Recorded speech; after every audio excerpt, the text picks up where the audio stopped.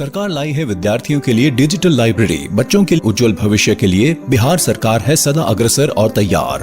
कक्षा 1 से कक्षा 12 तक की सभी पाठ्य पुस्तक पूरक सामग्री एवं वीडियो अब शिक्षा विभाग बिहार सरकार द्वारा विकसित पोर्टल पर है उपलब्ध। अध्ययन सामग्री देखने के लिए BEPCLOTS.bihar.gov.in पर विजिट करें अथवा एंड्रॉइड मोबाइल पर गूगल प्ले स्टोर से E-LOTS ऐप डाउनलोड करें। शिक्षकों, अभिभावकों एवं बच्चों से अनुरोध है कि इस लाइब्रेरी का अधिक से अधिक लाभ उठाएं और अपनी पढ़ाई जारी रखें।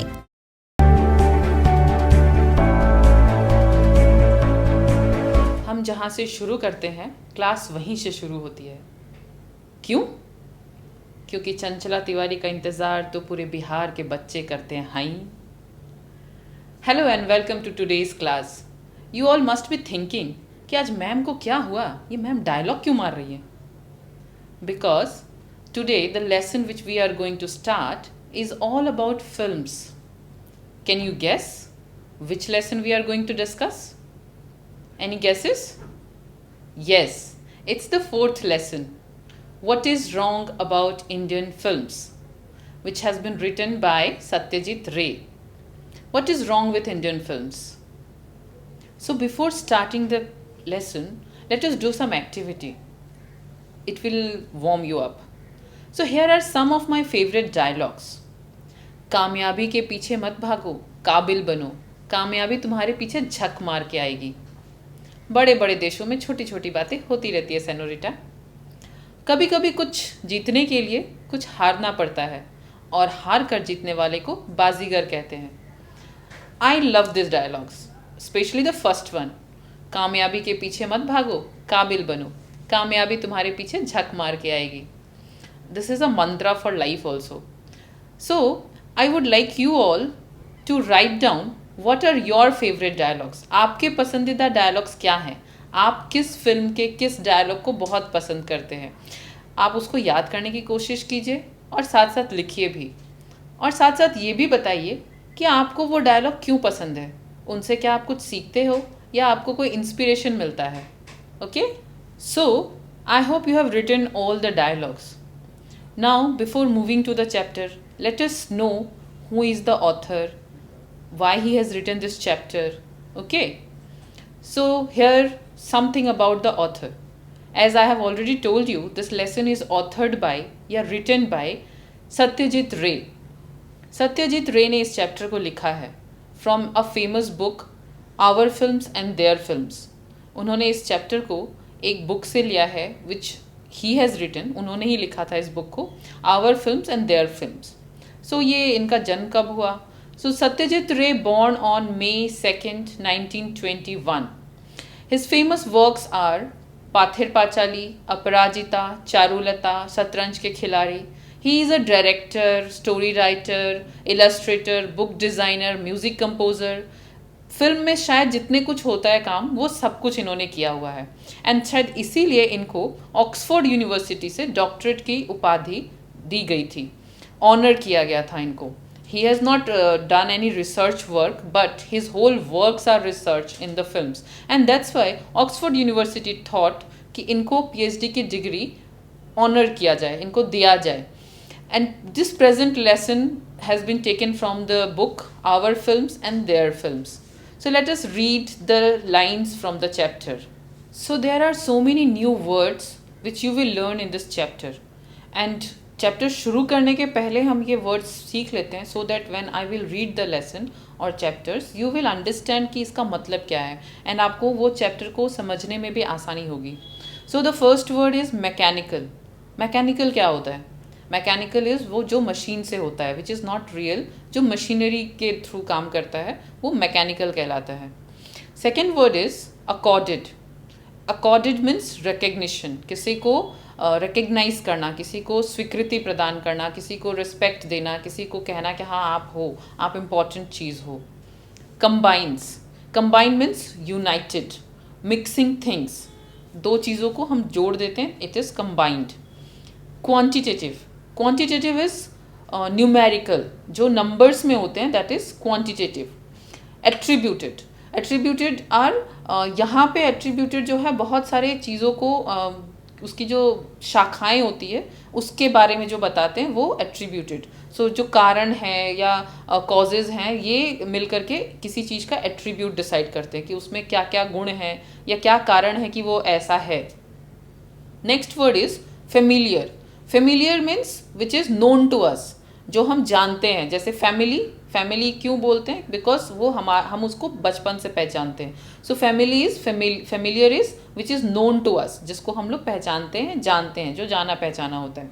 Next word is coherent which is in sync, जो एक दूसरे के साथ जुड़ा हुआ होता है। It is coherent.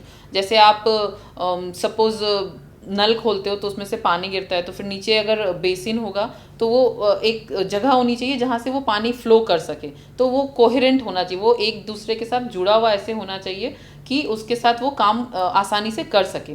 So that is coherent. फिर है रीजनिंग। रीजनिंग क्या होता है? जो लॉजिक के बेस्ड पे हो, उसका कारण पता चले आपको, वो जो भी आप काम कर रहे हो उसका तथ्य क्या है वो जान करके जब आप कुछ बताते हो, that is called reasoning. Next word is analogy. Analogy means comparison, किसी चीज़ को कंपेयर करना या कंक्लूजन ड्रॉ करना, निष्कर्ष निकालना, that is analogy. Next word is penchant which is strong liking, किसी चीज़ को बहुत ज़्यादा पसंद करना, किसी चीज़ के पीछे पागल रहना। जैसे शाहरुख खान के लिए बहुत लोग पागल हैं, कुछ लोग आमिर खान को लेके पागल हैं। So that is penchant means strong love, strong liking. Integrity. Integrity is the state where many things are get mixed। ऐसे ब्लेंड होते हैं बहुत सारी चीज़ एक दूसरे के साथ। जैसे मिक्सर में आप जब लहसुन, अदरक, प्याज डाल के मिक्स कर देते हो, पीस देते हो, वो इंटीग्रेट हो जाते हैं एक दूसरे के साथ। फिर आप उसको अलग नहीं कर पाते, आप उसको अलग पता नहीं कर पाते कि इसमें अदरक कौन सा है या लहसुन कौन सा है। सो दैट गेट इंटीग्रेटेड और get blended. Next word is harmonious. Harmonious is in tune, एक लय में जो चीज़ होती है, that is called harmonious. Next word is drastic. Drastic means extreme, बहुत ज़्यादा, ड्रास्टिक चेंज, पूरी तरह से बदल गया कोई चीज़। So that is extreme level, too much, that is drastic. Next word is glimpses. Glimpses means partial view, झलक दिखना, झलक दिखना, थोड़ा सा कोई चीज़ का झलक जब आता है छुप छुप के जो हम देखते हैं, that is glimpses. Enlightened. Enlightened means to be aware, आपको किसी चीज़ के बारे में, जैसे गौतम बुद्ध को ज्ञान की प्राप्ति हुई थी, he got enlightened. So aware होना, जानकारी प्राप्त होना, आपको ज्ञान मिलना। Approach, the way you go toward something, जैसे आप किसी चीज़ की तरफ बढ़ते, जैसे आप सपोज आपको पढ़ाई करनी है, इंग्लिश पढ़ना है, इंग्लिश से सबको डर लगता है क्योंकि उन्हें लगता है कि हमें इसकी मीनिंग नहीं आएगी, हमें कुछ नहीं आएगा। तो what approach you are going to use, आप कौन सा तरीका अपनाओगे जिससे कि आपको वो समझ में आए, जिससे कि आपको लगे कि if I will go through this approach it will be better. तो approach means the way you go to something और you deal with some problem और सिचुएशन, जिस तरह से आप किसी चीज़ के साथ डील करते हो, उसको हैंडल करते हो, दैट इज़ योर अप्रोच। सबका अप्रोच अलग अलग होता है। So the way you are dealing with something is your approach. Next word is raw material. What is raw material?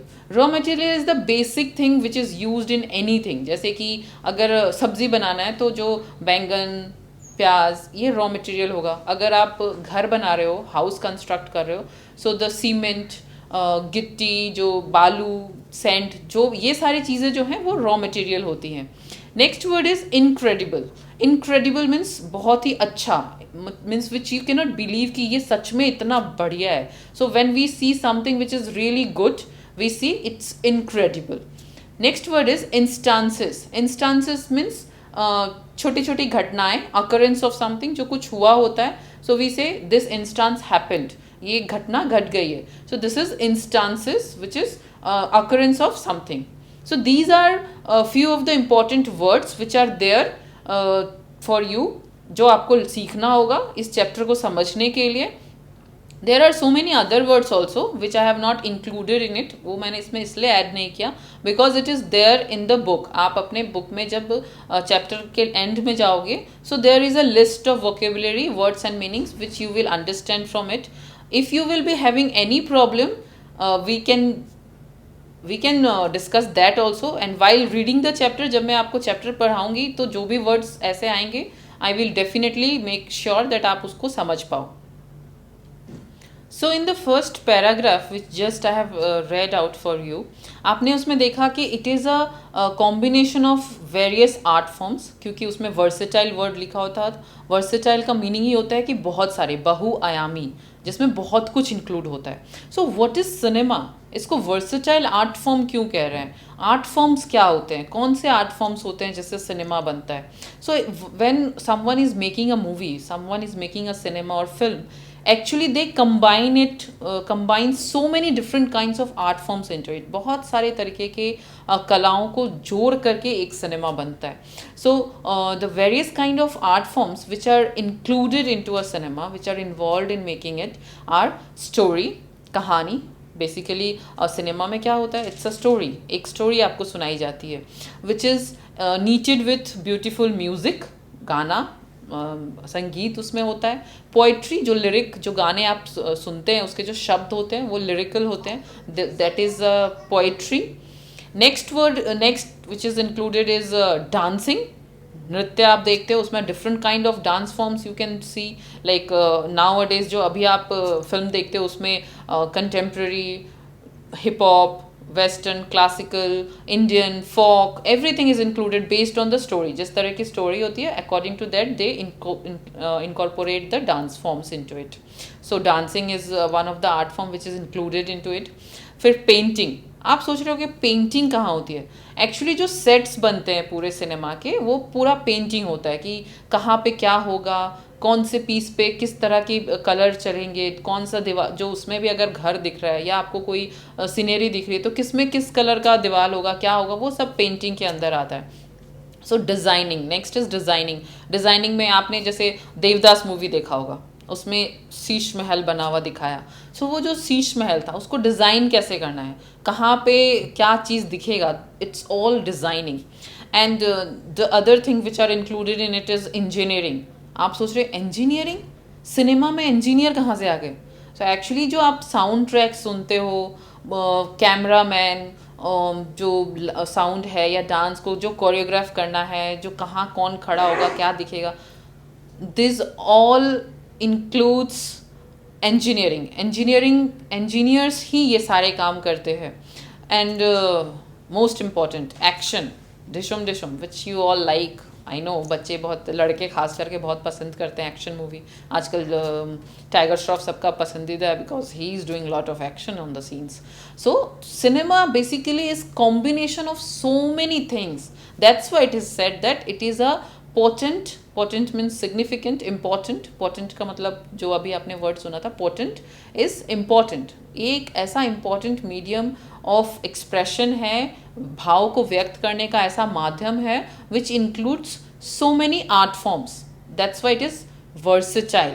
You need to be versatile to be in a cinema. आप अगर cinema में जा रहे हो या काम कर रहे हो या आप देख रहे हो अभी एज एन ऑडियंस, आप उसमें देखने की कोशिश करते हैं कि आपका जो हीरो है, he can dance, he can sing, he can do actions, he can romance, he can do everything. So he should be a versatile person. So that's why cinema is a versatile art form. So the first paragraph, let me read it out for yourself. Out of the most significant phenomena of our time has been the development of the cinema from a turn of the century's mechanical toy into the century's most potent and versatile art form. So in this very first paragraph, आपको ये बताने की कोशिश की गई है कि जो सिनेमा है इसमें चेंज कैसे आया है, ट्रांसफॉर्मेशन कैसे आया है, from the mechanical toy into the cinema's century's most potent and versatile art form. ये कैसे, इसमें इतनी सारी वेराइटीज़ होती है. सो आपको अभी मैं एक पिक्चर दिखाऊंगी जिसमें आपको पता चलेगा कि सिनेमा होता क्या है. What is cinema. आप सिनेमा जब देखते हो तो आपको पर्दे पे कुछ लोग दिखते हैं जो कुछ नाच गाना करते हैं, कुछ एक्शन करते हैं, ढिशुम करते हैं. आपको लगता है ये सिनेमा, ऐसे हम लोग भी तो कर सकते हैं. अक्सर हम लोग एक्टिंग भी किया करते हैं, है ना. तो cinema actually it's a art form which include so many art forms into it. कौन कौन से आर्ट फॉर्म्स इसमें इन्वॉल्व होते हैं? So cinema includes music, painting, dance, action. Today, the cinema commands the respect accorded to any other form of creative expression. It combines in various measures the function of poetry, music, painting, drama, architecture, and a host of others arts, major and minor. It also combines the cold logic of science. So, according to this paragraph, as I have already told you, that cinema जब बनता है, it includes so many things, it combines so many things. Combines, as I have already told you, combine मतलब to mix, दो चीज़ों को जोड़ना. So इसमें बहुत सारी चीज़ें जुड़ती हैं जो कि अभी अब हमने डिस्कस किया था. Poetry, music, art, designing, architecture, engineering, science. So that's why it has been said कि it also combines the cold logic of science. Cinema is not only नाचना गाना, पेड़ के आसपास घूमना. वो पेड़ के आसपास जो घूमते हैं वो दिखाने के लिए साइंस का इस्तेमाल होता है. So you, one who is doing the acting and who is producing or directing the film, उनको साइंस की भी उतनी ही समझ होनी चाहिए जितना कि नाचने गाने के बारे में. उसको कैसे दिखाना है, कैसे दर्शाना है, that's all includes involve science. तो science is also important to make a movie. ऐसा नहीं सोचिए आप कि सिनेमा बनाने में कोई साइंस नहीं लगता, ऐसे ही कोई भी गंवार जाके सिनेमा बना सकता है, नहीं बना सकता. सो दैट्स वाई ये कहा जाता है कि it combines the cold logic of science. So cinema को पहले शुरू के ज़माने में जब सिनेमा बनना शुरू हुआ था तो लोग उसको उतना रिस्पेक्ट की नज़र से नहीं देखते थे, बिकॉज लोगों को लगता था ये तो नचनिया बजनिया का काम है, इसमें कोई अच्छे लोग नहीं जाते हैं, जो पढ़े लिखे होते हैं वो ये सब काम नहीं करते हैं. लेकिन अब now the things has been completely changed. जो पर्सपेक्टिव है लोगों का, जो नज़रिया है, it has been changed and people are giving respect to this field. And that's why it has been written that today the cinema commands the respect accorded to any other form of creative expression. जो अलग अलग दूसरे जो क्षेत्र हैं जहाँ लोग काम करते हैं क्रिएटिव तौर पे, जैसे कि सांस्कृतिक नृत्य या संगीत, तो उसी तरह से same amount of respect is also given to cinema. Cinema को भी उतना ही रेस्पेक्ट के नज़र से देखा जाता है. The next paragraph is, India took a film production surprisingly early. The first short was produced in 1907 and the first feature in 1913. By the 20s, it reached the status of big business. So in this paragraph, it has been just एक information है इस paragraph में कि जो पहला short produce किया गया था सिनेमा में वो 1907 में किया गया था, और जो first feature film, जो पूरी एक length की film बनी थी 2.5 घंटे की, that was produced in 1913. And by the 20s, जो 20th सेंचुरी में सिनेमा में इसको एक बहुत बड़े बिजनेस का स्टेटस ऑलरेडी मिल चुका था. It is easy to tell the world that film production in India is quantitatively second only to Hollywood. Quantitatively, जिसका मतलब मैंने आपको पहले ही बताया, न्यूमेरिकली, स्टैटिस्टिकली, नंबर वाइज.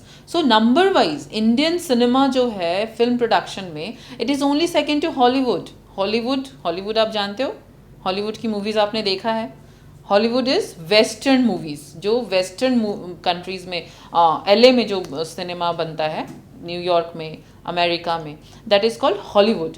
सो हॉलीवुड में जितने नंबर में सिनेमा बनता है, जितने नंबर्स का फिल्म बनता है साल में, उसके बाद second is Bollywood, means Hindi cinema. So Hollywood, actually Hollywood कहते हैं तो हॉलीवुड इज़ अ प्लेस जहाँ पे एक फिल्म सिटी है जहाँ पे फिल्में बनती हैं. But Bollywood is not like, there is no such place कि ये बॉलीवुड है जिसको आप कह सकते हो कि ये बॉलीवुड है. नहीं, इट्स, ये नाम कहाँ से आया? सो हॉलीवुड का बॉम्बे से bolly and wood is wood, Hollywood का वुड इसमें जोड़ दिया गया, सो इट इज़ बॉलीवुड ऐसे कहते हैं. बट एक्चुअली इंडिया में टॉलीवुड भी है, साउथ में जो मूवी है उसका भी कुछ कॉलीवुड भी है, बिहार में जो बनता है या भोजपुरी सिनेमा जो बनता है वो टॉलीवुड कहलाता है. So many woods are there. Basic हम लोग हिंदी सिनेमा को बॉलीवुड कहते हैं. सो फिल्म प्रोडक्शन के मामले में मतलब जो नंबर्स हैं quantitatively it is only second to Hollywood. Hollywood दुनिया में सबसे ज़्यादा फिल्में बनाता है, और उसके बाद इट्स इंडिया, जहाँ सबसे ज़्यादा फिल्म प्रोड्यूस्ड होते हैं. एंड बट कैन ऑथर, अभी यहाँ पे ऑथर जो हैं सत्यजीत रे, वो एक क्वेश्चन कर रहे हैं कि ये स्टैटिस्टिकल फैक्ट है कि बॉलीवुड हॉलीवुड के बाद सेकेंड लार्जेस्ट बिग इंडस्ट्री है in number of producing films. But can it be same said for the quality of the cinema? क्या क्वालिटी के बारे में भी ऐसा कहा जा सकता है कि हॉलीवुड के बाद second number is of Bollywood, कि हॉलीवुड में जिस स्टैंडर्ड की या जिस क्वालिटी की सिनेमा बनती है, बॉलीवुड उसके बाद बॉलीवुड में बनती है? There is a question mark जो कि आंसरेबल है कि ये ऐसा है क्या. Why are our films not shown abroad? हमारे सिनेमा को अब्रॉड में, बाहर विदेशों में क्यों नहीं दिखाया जाता? Is it so because India offers a potential market for her own product?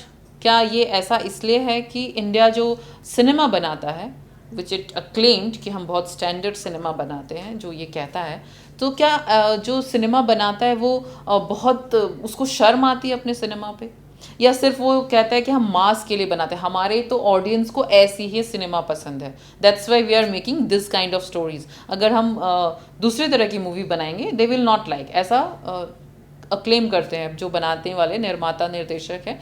They acclaim कि हमारी जो लोग हैं ये थोड़े कम बुद्धि के हैं, इनको ज़्यादा अच्छी सिनेमा पसंद नहीं है, इसलिए हम लोग ऐसी सिनेमा बनाते हैं. और दूसरा रीज़न कि we just plain ashamed of our films. जो सत्यजीत रे का क्वेश्चन है कि हम अपनी सिनेमा को बाहर क्यों नहीं दिखाते. बच्चों, अभी आपके मन में एक क्वेश्चन आ रहा होगा कि बाहर कहाँ दिखाना है?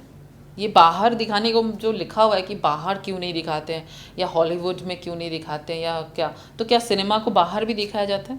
Yes, actually there are so many international platforms. अंतर्राष्ट्रीय स्टेज है जहाँ पे सिनेमा को दिखाया जा सकता है. So you can see there are so many international platforms where a film producer can showcase the films. जो कि सत्यजीत रे कह रहे हैं कि why are we ashamed of showing our films on the international platforms? So किस platform की बात कर रहे हैं, कहाँ सिनेमा जाके दिखाना है? इज़ इट क्या वो सिनेमा बनाते हैं कि एक टीवी पे आप बैठ के घर में बस देख लो, बात ख़त्म? सो अगर इस तरह की मेंटालिटी के साथ फिल्में बनेंगी, so it will not be of good quality. And that's why he is saying कि there are so many international platforms. जैसा कि आप टीवी पे सुनते होंगे, कांस फिल्म फेस्टिवल में फलाने ने ऐसी ड्रेस पहनी, या इंटरनेशनल फिल्म फेस्टिवल टोक्यो में जाके इस तरह की ड्रेस पहना, ऐसा दिखाया. सो वहाँ पे एक्चुअली वो ड्रेस सिर्फ दिखाना इज़ नॉट द इंटेंशन. सिर्फ वो इंटेंशन नहीं होता कि कुछ ड्रेसअप करके कुछ दिखाना है. वहाँ पे लोग फिल्में शोकेस करते हैं, अपने फिल्मों का प्रीमियर लेके जाते हैं अपनी फिल्में, और वहाँ वो फिल्मों को दिखाते हैं. So I have given you some names of international platforms where people can showcase the films, like international film festival of India. Bharat में भी एक ऐसा प्लेटफॉर्म है जहां दूसरे देशों के लोग आकर के अपने फिल्मों को दिखाते हैं. लास्ट इंटरनेशनल फिल्म फेस्टिवल जो है वो कोलकाता में ऑर्गेनाइज हुआ था. इसी तरह से अलग अलग स्टेट्स में अलग अलग जगहों पे होता है, सो दैट लोग अपने सिनेमा को दिखा सके. फिर है कांस फिल्म फेस्टिवल जो मैंने आपको बताया, जो बहुत ही पुराना है. फिर Venice film festival, Tokyo film festival, Toronto international film festival, Chicago film festival. These are some of the countries जो कि आप नाम सुन के आपको पता चल रहा होगा. These are the countries where they host the film festivals. They allow the people from other countries to showcase the films. So with this let's move to the next paragraph. To anyone familiar with the relative standard of the best foreign and Indian films, the answer must come easily. जो अभी आपने देखा कि international film festivals में फिल्में दिखाई जाती हैं, सो एंड जो लोग बताते हैं कि हमारी फिल्में तो हमारे लोगों के लिए हैं. सो अगर किसी ने फॉरेन फिल्म देखी है, फॉरेन मीन्स अदर कंट्रीज़ की, जो हमारे देश में नहीं बल्कि दूसरे देशों में बनती है, और फिर इंडिया की फिल्म देख के उसको अगर कंपेयर करें, so they will easily understand कि why our films are not shown to other countries. So anyone familiar with the relative standards of the best foreign films and Indian films, the answer must come easily कि क्यों हमारी फिल्मों को दूसरे देशों में दिखाया नहीं जाता है. Let us face the truth. There has yet been no Indian film which could be acclaimed on all counts. There has been no films, no Indian films yet यहाँ पे यानी कि अभी तक, और आप अभी तक में ये भी समझना कि ये सत्यजीत रे ने जब लिखी है तब की बात वो कर रहे हैं, अभी तक मतलब 2020 की बात नहीं हो रही है. So till the time this has been written, so वहाँ तक कोई ऐसी इंडियन फिल्म नहीं थी जो कि सारे काउंट्स पे, सारे काउंट्स यानी आप गिनती तो जानते हो ना 1 2 3 4, सो काउंट्स में यहाँ पे जो गिनती होगी वो होगी आर्ट फॉर्म की, music, dancing, painting, designing, architecture, science, technology, everything. इस सारे बेसिस पे वो फिल्म जो है वो अकाउंटेबल नहीं है, वो अक्लेम नहीं किया जा सकता उसको कि वो सबसे अच्छी फिल्म बनी है. Where other countries have achieved, we have only attempted, and that too not always with honesty. यहाँ पे जो ऑथर है वो बता रहे हैं कि जो बाकी कंट्रीज़ ने अचीव कर लिया है, ऑलरेडी हासिल कर लिया है, हमने अभी तक सिर्फ उसको पाने की कोशिश भर की है. We have just attempted it. हमने बस अभी कोशिश की है कि चलो थोड़ी इस टेक्नोलॉजी को यूज़ करके देखते हैं, चलो थोड़ा इस तरह का डांस फॉर्म यूज़ करके देखते हैं, जिसपे कि बाकी देशों में लोग मास्टरी हो चुके हैं. वो यूज़ करके उसको अलग अलग वेरिएशन करके एक्सपेरिमेंट करके they have been mastered over that art. But we have yet to achieve that sort of finishing जो कि फिल्मों में दिखना चाहिए, उस तरह का जो नयापन होना चाहिए, जो स्टोरीज होनी चाहिए, वो अभी तक हम लोग नहीं देख पा रहे हैं. एंड अभी तक क्योंकि because we have not tried it with honesty, हमने अभी तक पूरी ईमानदारी के साथ वी हैव नॉट ट्राइड, हमने कोशिश ही नहीं की है. That's why we have not achieved that goal. आपने अभी जैसे दुनिया का सबसे बड़ा जो सिनेमा को अवार्ड दिया जाता है ऑस्कर, उसमें भारत के सिनेमा को अभी तक कोई अवार्ड नहीं मिला है. भारत के सिनेमा मेकर्स, मूवी मेकर्स जो बनाते हैं, उनमें से जो कंपोजर्स हैं या सिनेमा, वो जब बाहर जा कर के कुछ सिनेमा को बनाते हैं, वहाँ पे उनको भले वो अवार्ड मिल जाए उस वहाँ पे काम करने के लिए, बट यहीं पे यहाँ के सिनेमा को बना करके अभी तक ये अवार्ड नहीं मिल पाया है. So there must be something lacking, कुछ ना कुछ तो कमी है, जिसकी वजह से ये हम इंटरनेशनल प्लेटफॉर्म पे अपने टैलेंट्स को शोकेस नहीं कर पा रहे हैं. इट डजंट मीन कि हमें टैलेंट है नहीं, हम दिखा नहीं पा रहे because of some reasons. No doubt this lack of maturity can be attributed to several factors. बहुत सारे फैक्टर्स हैं, बहुत सारे कारण हैं जिसकी वजह से ये मैच्योरिटी की कमी है, जो परिपक्वता चाहिए सिनेमा को बनाने के लिए, उसकी शायद थोड़ी सी कमी है, जिसकी वजह से हम अचीव नहीं कर पा रहे. The producer will tell you about the mysterious entity, the mass means public. जो प्रोड्यूसर है, निर्माता, जो पैसे लगाता है, वो क्या चाहता है कि हमें ऐसे सिनेमा बनाना है जो लोगों को पसंद आए, और उनको क्या लगता है कि लोगों को थोड़ा दूसरे तरह का फिल्म पसंद आता है, जो अगर हम ज़्यादा उसमें कुछ इन डेप्थ नॉलेज देने की ज़रूरत कोशिश करेंगे तो शायद लोगों को पसंद नहीं आएगा. सो इस वजह से they will give you this kind of silly reasons, and which goes in for the short of things. The technicians will tell about the bad tools they are having. जो टेक्नीशियंस है फिल्म के, वो आपको बताएंगे कि हमें तो अच्छे इक्विपमेंट्स नहीं मिलते, हमें अच्छा वाला कैमरा नहीं मिलता जो फॉरेन कंट्री में है, या हमें अच्छा वो ट्रैक नहीं मिलता जिस पे हम चला सके. So these are various reasons which these people will tell you for bad kind of movies, या जो less standard movies in comparison to foreign countries. These are few of the reasons. So the technicians will blame the tools, and the director will have so much to say about the wonderful things he had in mind but could not achieve because of the conditions. In India, it would seem that the fundamental concept of a coherent dramatic pattern existing in the time was generally misunderstood. So these are few of the reasons जो कि director, producer, musicians, technicians blame करते हैं, बताते हैं, देते हैं कि ये सारे प्रॉब्लम्स हैं. ये this is very common for the Indian society. whenever we are doing something, we will tell you all the problems. Nobody will tell you about the solution. So same is there in the film industry also. वो भी अपने कमियों को छुपाने के लिए कुछ ना कुछ पे ब्लेम करते हैं कि हमारे पास तो स्टोरी बहुत अच्छी थी. डायरेक्टर विल से कि I have very good story, I have a very good story in my mind, लेकिन जो काम कर रहे हैं they are not able to उसको bring it out, they are not able to bring it out on the screen, वो उसको लेके नहीं आ पाए स्क्रीन पे, तो इसमें मेरी क्या गलती है? Technicians will tell I don't have good tools, I don't have good technology, that's why I could not shoot, मैं इसलिए अच्छा शूट नहीं कर पाया, अच्छा दिखा नहीं पाया. So they all have different kind of reasons because of which we are not able to produce good movies which are of international standard and which we can show to the international film festivals. And that's why he is saying that there is a fundamental concept of coherent dramatic pattern existing in the time was generally misunderstood. जो एक coherent होना चाहिए, जो एक sync होना चाहिए, जो एक दूसरे के साथ जुड़ाव होना चाहिए एक ड्रामा दिखाते वक्त. आप एक छोटा सा नाटक भी अगर देखते हो रंगमंच पे, उसमें भी अगर कुछ फ्लॉज होते हैं, कुछ कमियां होती है, आपको सीधे दिख जाती है, अरे इसको यहाँ ऐसे एक्टिंग करनी चाहिए. जैसे क्रिकेट में भी आप अक्सर जब लोग बैटिंग बॉलिंग करते हैं, आप बताते हैं धोनी को अभी यहाँ पे ना ऐसे वाला बैट घुमाना चाहिए था. वैसे ही नाटक देखते हो तो इसको ऐसे एक्टिंग करनी चाहिए थी. So being a layman also you can understand कि इसको ऐसे करना चाहिए, वैसे करना चाहिए. लेकिन जो बना रहा है, जो कर रहा है, वो शायद इस चीज़ को समझ नहीं पाता कि what he should be doing at that point of time, ताकि वो सिनेमा अच्छा दिखे. So there must be some lacking. Maybe he is not very good technician. Maybe he is not having the understanding कि क्या करना चाहिए, उसको समझ नहीं है, और इसीलिए ये मिसअंडरस्टैंडिंग या misunderstood, they misunderstood the concept. जो पूरा कॉन्सेप्ट होता है उसको ही गलत समझ लेते हैं, and that's why these shortcomings we face. So as I have already told you कि क्या क्या प्रॉब्लम्स वो बताते हैं. So here I will show you some slides जिसमें कि आप देखोगे what is the difference between our films and their films.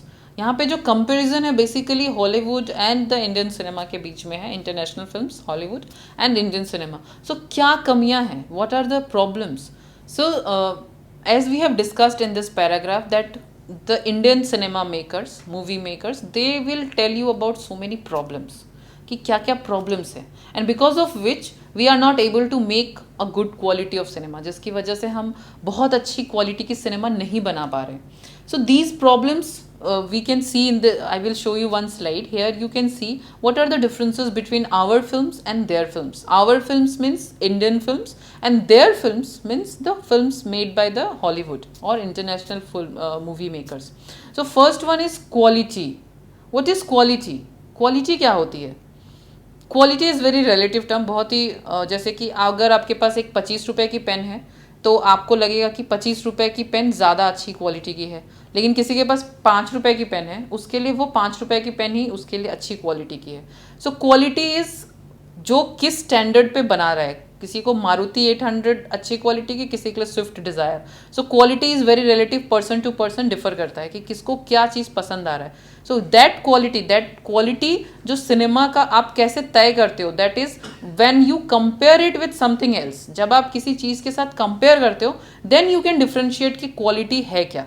Otherwise अगर अपना अपना देखते रहेंगे तो सबको अपनी क्वालिटी अच्छी लगती है. तो सिनेमा में आप क्वालिटी कैसे देखोगे? सिनेमा में क्वालिटी देखने के लिए you have to see the international standards, जो दुनिया में स्टैंडर्ड्स हैं, जिस मापक के ऊपर फिल्में बन रही हैं. जैसे कि अभी आपको मैंने एक एग्जांपल दिया था कि जो ऑस्कर है, that is a award for cinema, वो अगर नहीं मिल रहा तो that can be one of the quality indicator. बता सकता है कि शायद हमें नहीं मिली क्योंकि हमारी सिनेमा की क्वालिटी उतनी अच्छी नहीं थी. जैसे इस साल 2019 में जो ऑस्कर सबसे ज़्यादा जिस मूवी को मिला, पैरासाइट, आप उसको देखो. So you will see that जो एक्टिंग लोग कर रहे हैं दैट इज़ नॉट एक्टिंग. वो अब एक्टिंग देख के एक्टिंग नहीं लग रहा, वो रियल लग रहा है. सो वो स्टैंडर्ड सेट करता है कि क्या क्वालिटी होनी चाहिए. Next is कॉपिंग from originality. यहाँ पे आप कह सकते हो कि ओरिजिनलिटी जो है हॉलीवुड या दूसरे देशों में जो सिनेमा बन रहा है वो अपनी कहानियों को लेके बना रहा है. And what our cinema makers are doing, Indian films is doing, they are copying it from them. वो उनके सिनेमा को कॉपी करके, काट छाट करके अपने सिनेमा बना के उसमें अपने हीरो हीरोइन को दिखा करके कॉपी कर दे रहा है. So that's why we are not able. अब अगर आपको मैं कहूँ कि आप अंग्रेज़ी जो है वो अमेरिकन एक्सेंट में पढ़ना शुरू करिए, because we need to, that is the standard. You will not be able to do it properly. आप उसको अच्छे से नहीं कर पाओगे. क्यों? क्योंकि वो आपकी एक्सपर्टाइज्ड एरिया नहीं है, आप उस तरह नहीं बोल सकते हैं. सो क्यों करना? वो जब कॉपी करते हैं इट बिकम ऑटोमेटिकली जो क्वालिटी है वो डिक्रीज हो जाती है, डिग्रेड हो जाती है, वो नीचे आ जाती है. So originality must be there. Next is high quality of tools and techniques, जो टेक्नोलॉजी यूज़ कर रहे हैं वो अच्छी क्वालिटी की यूज़ करते हैं बाहर के सिनेमा में।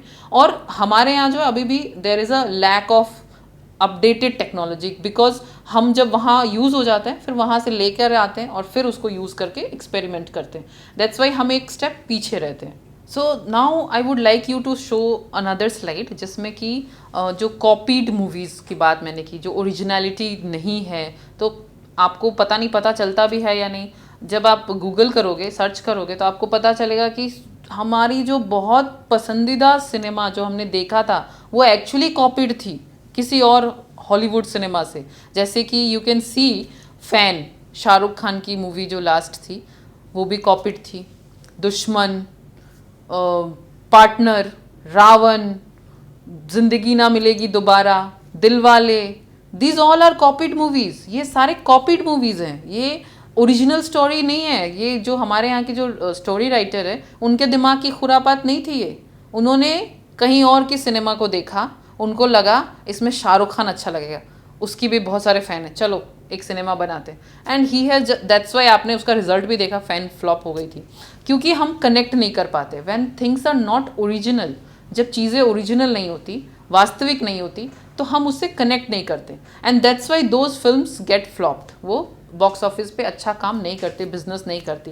एंड एक और हमारे बॉलीवुड की प्रॉब्लम है, हिंदी सिनेमा की प्रॉब्लम है, they use to do repetitively the same things which others have done box office पे अच्छा रिजल्ट लेने के लिए। उनको लगता है कि सक्सेस का there is a fixed formula, जैसे A+B का होल स्क्वायर एक फार्मूला है, तो ऐसे ही सिनेमा में भी शायद कोई फार्मूला है। एक आइटम सॉन्ग ऐड करो, एक अच्छी एक्ट्रेस को लेके थोड़ा छोटे कपड़े पहना के कुछ दिखा दो, फिर एक 2-3 और तड़क भड़क का गाना लगा दो, तो फिर सिनेमा जो है वो हिट हो जाएगा। लेकिन ऐसा नहीं होता। अभी आप जो रिसेंट ट्रेंड्स देखोगे उसमें आपको लगेगा कि जिस भी फिल्म की स्टोरी लाइन अप अच्छी है, स्क्रिप्ट ओरिजिनल है, जो भी जिससे भी ऑडियंस रिलेट कर पाती है, only those movies get good numbers on the box office. वही अच्छा काम करती है, वही अच्छा बिजनेस करती है, बिकॉज पीपल अंडरस्टूड नाउ कि what is real, what is real and what is actually we can take, जो हम ले सकते हैं। अब हॉलीवुड से कॉपी की हुई मूवीज नहीं चल पाती है। सो अगर अच्छी मूवी बनानी है तो we have to come out with our own original ideas, तभी उसकी क्वालिटी भी अच्छी होगी। So let us move to the next paragraph. Often by a queer process of reasoning, movement was equated with action and action with melodrama. The analogy with music failed in our case because Indian music is largely improvisational. In this paragraph, जो author हैं वो बताना चाहते हैं कि how the movie is being made in India. Bharat में movie film कैसे बनाई जाती है। Often by a queer process of reasoning, movement was equated with action. Action आप समझते हो, एक्शन मार पिटाई धूम धड़ाका। सो हिलने डुलने को एक्शन बता दिया जाता है। एंड एक्शन विथ मेलोड्रामा, और एक्शन में ही मेलोड्रामा दिखाता है। जैसे कि आपने डायलॉग सुनने होगा, कुत्ते कमीने मैं तेरा खून पी जाऊंगा। ये मेलोड्रामा है, ओवर एक्टिंग। खून कोई किसी का नहीं पी सकता, लेकिन यही हम किसी टाइम पे हमें ये अच्छा लगता था। तो एक्शन को मेलोड्रामा के साथ जोड़ देते हैं। द एनोलॉजी विथ म्यूजिक, जो म्यूजिक का एनोलॉजी है, जो रिजल्ट होना चाहिए, जो कंक्लूजन होना चाहिए, फेल्ड इन आवर केस। हमारे केस यानी कि जो इंडियन सिनेमा है वो पूरी तरह से इसमें फेल्ड है, because Indian music is largely improvisational. हमारा जो मूवी है वो बहुत ज़्यादा इम्प्रोवाइजेशनल है। इम्प्रोवाइजेशनल यानी बेसिक जो एलिमेंट है वो हम लेते हैं, उठा लेते हैं एक हॉलीवुड के गाने से, म्यूज़िक वहाँ से लेते हैं और उसको ऊपर से एक लेपापोती करने की कोशिश करते हैं। मतलब लिरिक अपने डाल देते हैं, म्यूज़िक कहीं और का होता है। जैसे कि बहुत से गाने आपने जब सुने होंगे, एक नाम तो मुझे अभी याद आ रहा है, अनु मलिक, जो कि इसके लिए बहुत ज़्यादा जाने जाते थे। अजीब अजीब से लिरिक्स लेके आते थे, म्यूज़िक कहीं और से चुराते थे और उसको डाल देते थे सिनेमा में, जिससे कि वो गाना लगता है कि अलग से बज रहा है, वो सिनेमा के साथ इन सिंक नहीं है, इन ट्यून नहीं है, हारमोनी नहीं है उसमें।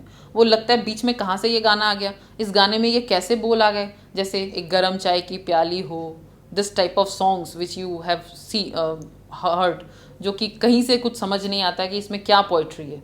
सो This is not poetry, this is not music.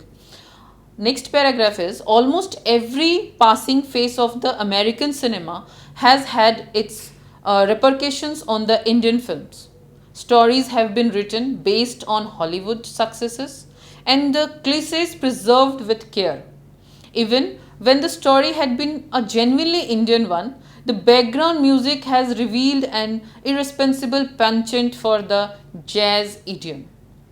In this paragraph also author यही बताने की कोशिश कर रहे हैं कि how the cinema is being made in India, कैसे बन रहा है भारत में, क्या किया जा रहा है. जो अमेरिका का पासिंग फेस है सिनेमा का, हॉलीवुड का जो एक एरा बीत चुका है, we the Indian film makers do, they just take that copy of it and they make the story based on that. वो वहाँ की एक स्टोरी उठाते हैं और जैसा कि मैंने अभी अभी आपको दिखाया भी था, फैन या दुश्मन. So they take a story from American movie Hollywood and make a film based in India. Bharat में एक सिनेमा बनाते हैं वहाँ के मूवीज़ को देख करके.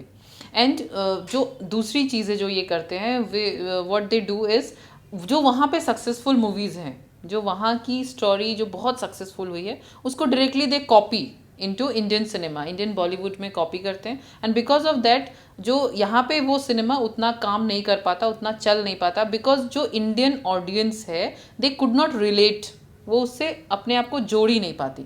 उनको लगता है ये क्या दिख रहा है, हम तो ऐसे नहीं हैं, हमारी स्टोरी तो ऐसी नहीं है, हम तो ऐसे कुछ नहीं करते हैं. सो that's why they do not connect with it and that's why those film do not do good business at the box office. And in the next line it has been written that when the story has been genuinely Indian one, the background music has revealed an irresponsible penchant for the jazz idiom.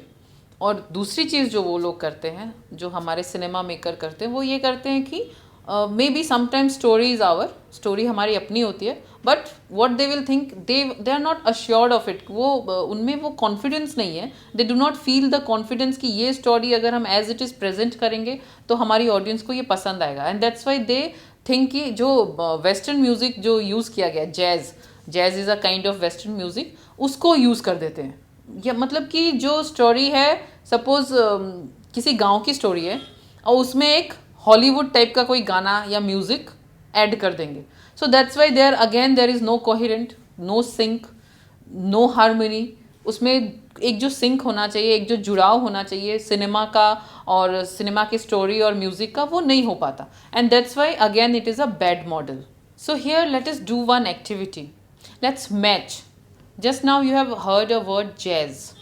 सो हम लोग यहाँ पे क्या करेंगे, एक matching activity करेंगे.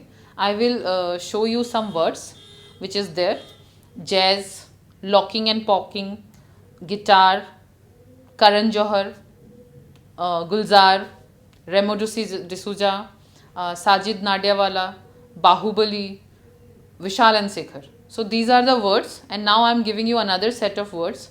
आपको इस दोनों को मैच करना है कि कौन सा क्या है. So another set of words you can see: producer, director, music composer, lyricist, musical instrument, choreographer, dance form, music form, Rajamouli. So all these are two sets of words. एक तरफ आपने देखा जैसे कि jazz. So here jazz is a what? Jazz is a what? Jazz is a music form. In the same way, next word is locking and popping. So locking and popping is, can you find out the word? Yes, it's a dance form. Guitar is a, yes, guitar is a musical instrument. Guitar जो हम बजाते हैं. Who is Karan Johar? Karan Johar is a producer. He is also a director. Gulzar is a lyricist. Gulzar is a lyricist. वो गाने लिखते हैं. Remo D'Souza is a choreographer. Sajid Nadiadwala, yes, he is a producer. Bahubali is made by whom? किसने बनाया Baahubali? The most hit film of this era, I think. Rajamouli. Yes, you are right. And the last one is Vishal and Shekhar. They are the, yes, music composer. So let us move to the next paragraph. It should be realized that the average American film is a bad model, if only because it depicts a way of life so utterly a variance with our own. Moreover, the high technical polish, which is the hallmark of the standards Hollywood product, would be impossible to achieve under existing Indian conditions. What the Indian cinema needs today is not more gloss, but more imagination, more integrity, and more intelligent appreciation of the limitations of the medium. So, in this paragraph, the author has tried to highlight what our cinema actually needs to get improved. जो हमारा Hindi cinema है उसमें क्या ऐसा कुछ किया जाए जिससे कि ये और अच्छा बन सके. For this you have to understand the shortcomings which our cinema is having.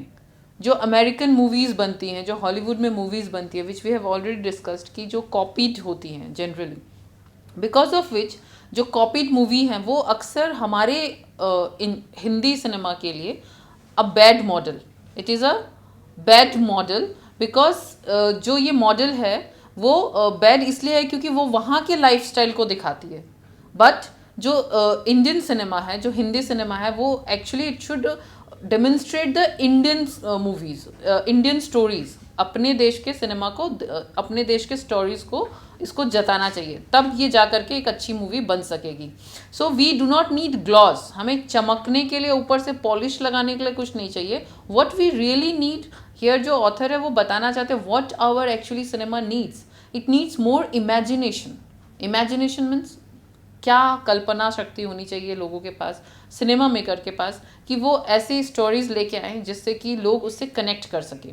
And more integrity, जो कनेक्शन जो होना चाहिए, जो रियल लाइफ और सिनेमा जो देख रहा है उसको लगना चाहिए कि ये हमारी स्टोरी है. They should feel that this is we are there on the screen. हमारी स्टोरी को बताई जा रही है, ना कि किसी और दूसरे देश की स्टोरी बताई जा रही है. And more intelligent appreciation of the limitations of the medium, जो माध्यम से पेश किया जाता है, जो as we have already discussed that जो ऑथर ने बताया कि there are so many technical problems, tools are not there, updated technology is not used. तो उसकी वजह से जो सिनेमा में स्टैंडर्ड्स में कमी को बताया जाता है, that should not be there. वो नहीं होना चाहिए, बल्कि जो कमियां हैं उसको लेते हुए उसी को एफिशिएंटली यूज़ करके मूवीज़ को दिखाना चाहिए, जिससे कि वो कमियों को अप्रिशिएट करते हुए हम लोग एक अच्छी मूवी बना सकें. In these paragraphs, you must have been seen that there are so many opposite words. So let us do one activity where we will attract the opposite words.